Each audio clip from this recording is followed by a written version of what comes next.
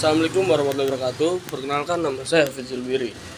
Di sini saya ingin melaksanakan tugas UAS pendidikan anti korupsi, di mana MK tersebut diampu oleh Pak Robi Nur Tresna, Esa MH CPN. Di sini saya ingin membahas apa itu korupsi. Korupsi merupakan tindakan penyalahgunaan kekuasaan atau wewenang untuk memperoleh keuntungan pribadi atau kelompok, baik secara langsung maupun secara tidak langsung dengan cara yang tidak sah atau tidak etis. Korupsi juga dapat terjadi di berbagai sektor termasuk pemerintahan, bisnis, lembaga sosial. Bentuk-bentuk korupsi yaitu ada suap, penggelapan, penyalahgunaan wewenang, dan nepotisme. Gratifikasi juga termasuk salah satu bentuk dari korupsi ya teman-teman. Dampak korupsi yaitu kerugian ekonomi yang sangat signifikan bagi negara atau organisasi. Kemudian ketidakadilan. Korupsi dapat menyebabkan ketidakadilan dan diskriminasi terhadap masyarakat. Selanjutnya yaitu kerusakan infrastruktur. Korupsi juga dapat menyebabkan kerusakan infrastruktur dan pelayanan publik yang tidak memadai. Selanjutnya kita pencegahan korupsi. Pencegahan korupsi bisa kita mulai dari kita harus meningkatkan transparansi dalam pengelolaan kekuasaan dan keuangan.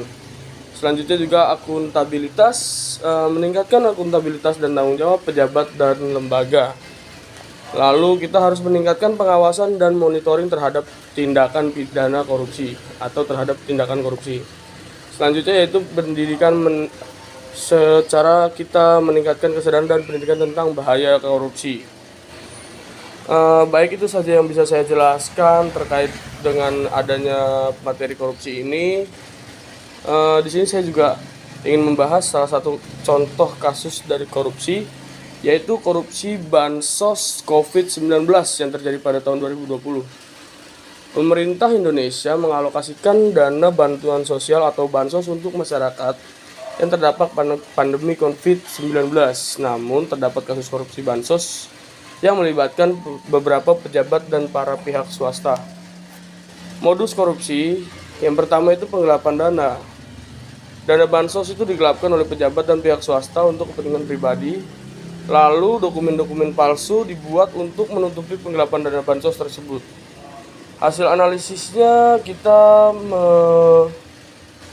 mengalami kerugian yang disebabkan oleh korupsi bansos itu sekitar 500 miliar. Nah, jadi negara kita itu mengalami kerugian sebesar 500 miliar dari pihak-pihak yang tidak bertanggung jawab, teman-teman. Kemudian dampaknya yaitu adanya orang masyarakat yang membutuhkan tetapi tidak menerima bantuan seharusnya mereka terima. Terus rusaknya citra pemerintahan, menimbulkan ketidakpercayaan terhadap masyarakat kepada pemerintah.